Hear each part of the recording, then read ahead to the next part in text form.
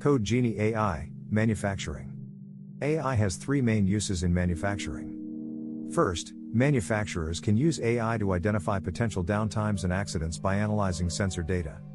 In this regard, AI agents can allow manufacturers to predict when and if equipment fails.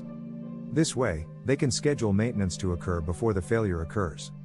Second, industrial robots can help automate repetitive tasks in factories, preventing or minimizing human error in the process. By leveraging manufacturing robots, organizations can shift employees' focus to more productive areas. Third, manufacturing companies can use AI to design digital twins. As virtual representations of real-world products, digital twins help organizations to improve their understanding of their products. Companies can experiment with digital twins in future actions to test various performance metrics. Please click the subscribe button below if you enjoyed this video. Visit us at code-genie.ai.